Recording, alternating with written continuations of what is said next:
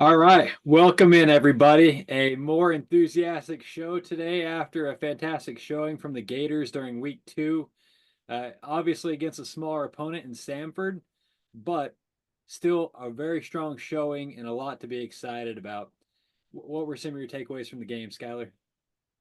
Yeah, I think I'm gonna have the same answer as every other Florida fan that watched the game. That's gonna be DJ Lagway, true freshman, the third best player in the country, coming to the University of Florida. He starts his first game of his career, week two, against an FCS school in Samford. But man, did he show out! He had 456 passing yards through the air.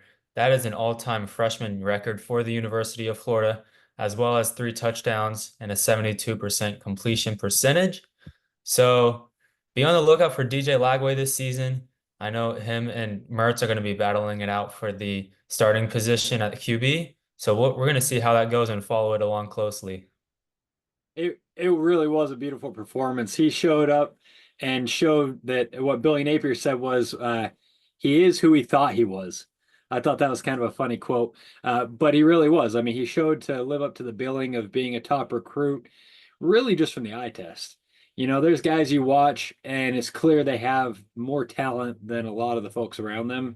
And some of those passes he threw, it didn't matter to me that he was against lesser competition. It wouldn't have mattered if somebody had been on him glued to the receiver. Those passes would have dropped right in their hands.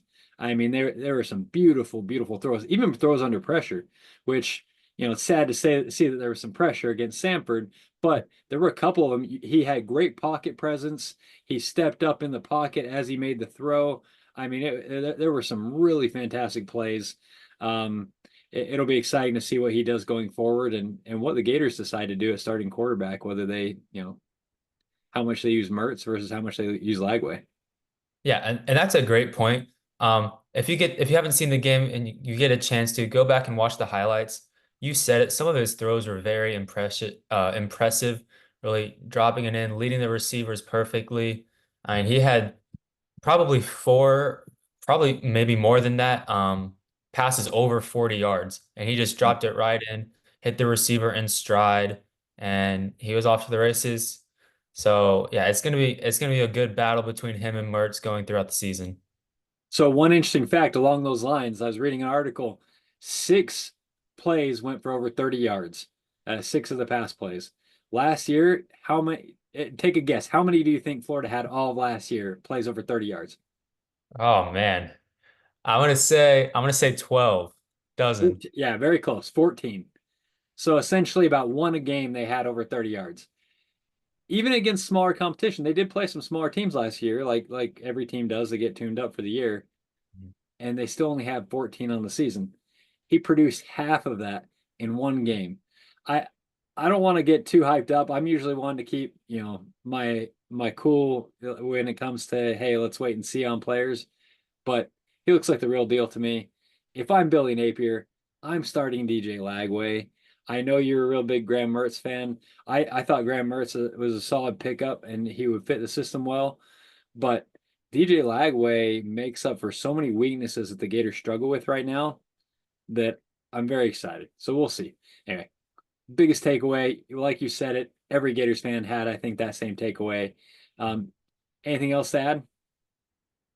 That was the big thing. I was impressed with the defense. Of course, it is Samford, a little bit of a weaker opponent, but it's always good to play well and build up that confidence, especially going into a tougher opponent this week in Texas A&M.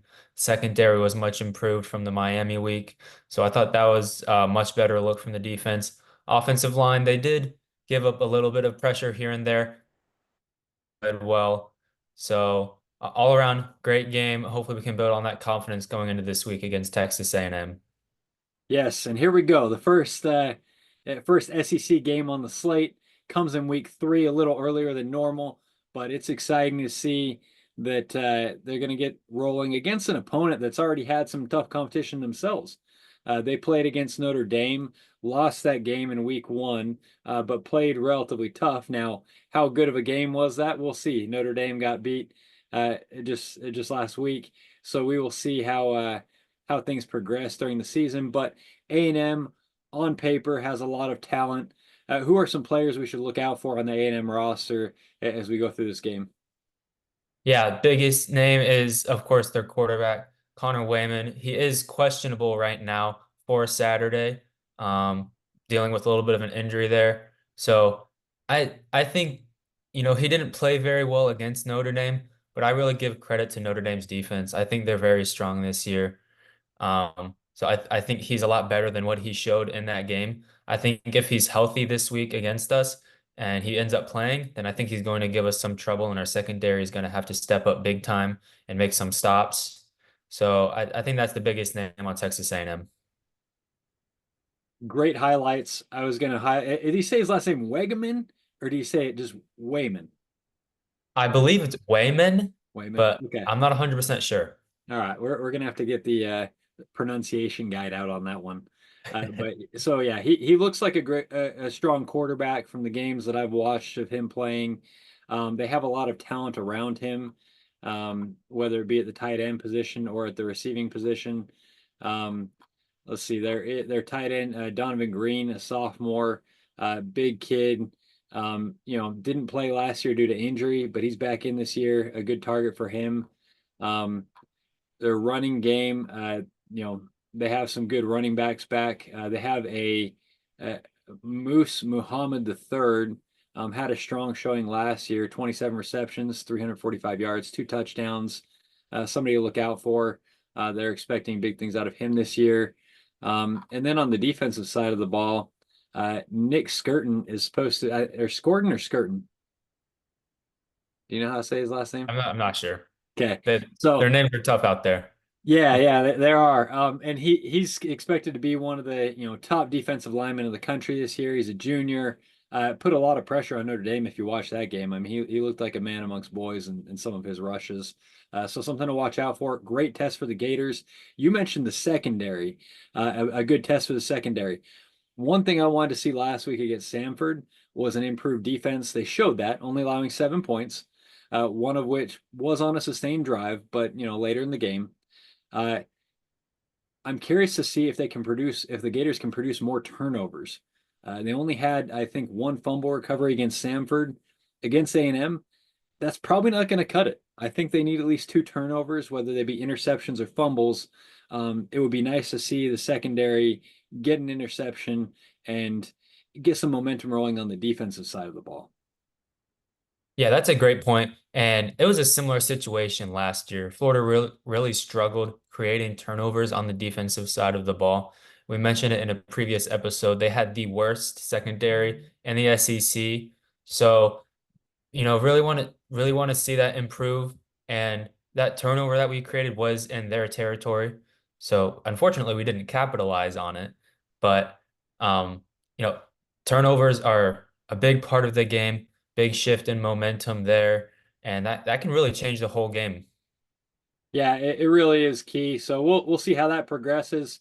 Um, So Saturday afternoon, we've got a 3:30 Eastern kickoff in Florida in the Swamp. Are you going to the game, Skyler? I am. I went up there. Nice.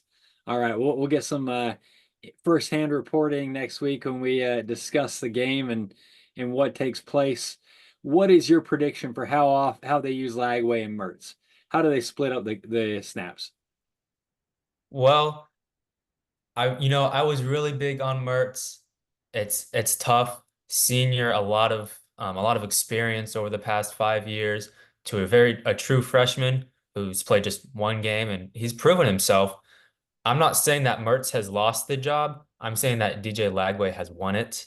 Again, against Samford, but even then, incredible performance. I would like to see Lagway start. But at the same time, I would like to see both of them play. Maybe something of like Chris Leak, Tim Tebow kind of combination back in 2006 when we won the national championship. I think that would be a lot of fun. And I think it would work very well with Lagway's size and Mertz's arm talent.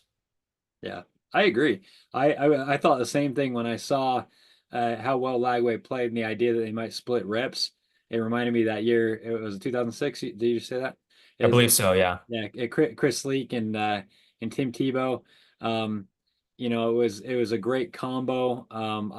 I foresee, the more and more snaps going to Lagway as the season progresses. I'm not sure that they'll. It seems like Billy Napier was a little hesitant to give all the snaps to Lagway right away, but he makes up for a lot of deficiencies. I like the fact that he makes up for the deficiencies on the offensive line by his movement and his size. So he's able to, scramble away from the rush. And if he does get hit, he's able to brush it off sometimes because he's just such a big individual. Um, his passing look crisp, and the fact that he can run so well helps to slow down the pass rush because they can't just go, pin their ears back and go after him. So I really like that aspect of it. And I think it helps the run game as well. This week against A&M, I think they're going to have a strong run game. I think Montrell Johnson's going to have to carry the ball more than he has in some of these previous games, in an effort to take pressure off whoever the quarterback is. It'll be exciting to see. I think it's going to be a high scoring affair if Lagway plays. If Lagway plays the majority of the snaps, I think it's going to be a 35-28 type ball game. And just because I think Florida's defense is a little softer than it traditionally has been, I think that Lagway can make up for that. And I think that A&M, on the other hand, has a pretty strong defense and maybe a middling offense. So we'll see how that pans out. But I think it's a one-score game. I think it's 35-28. And if DJ Lagway plays more than 2 quarters, the Gators win 35-28. That's my prediction. I love it. I love it. I'm going to be in the similar ballpark, but I don't think there's going to be that many points scored. I'm going to go with a 28-24 victory in the favor of Florida. Now, a key point that I do want to make that I meant to make earlier, but I forgot, is Trey Wilson, Eugene Wilson III, is actually marked as questionable for this game. In my opinion, I think he's the best player on the Gators roster. He's a sophomore this year. He's the best playmaker out at wide receiver. He had 6 catches for 141 yards against Samford. So incredible numbers. He's an incredible talent, very talented. So he's going to be a big miss. So I'm really looking forward to Chimere Dike or Elijah Badger, two transfers to step up in the game at wideout this week. You should have told me that before I made my prediction. I didn't realize he was out for the week. That does change, I think, how offensively explosive this game will be. But all right, we'll see how it goes. I'm gonna stick by my prediction. I won't change anything. But I think that does change the dynamic of the game. Looking forward to it. A lot of enthusiasm, I think, in Gator Nation, or anticipation, I might say, for this game. Week 3, here we come.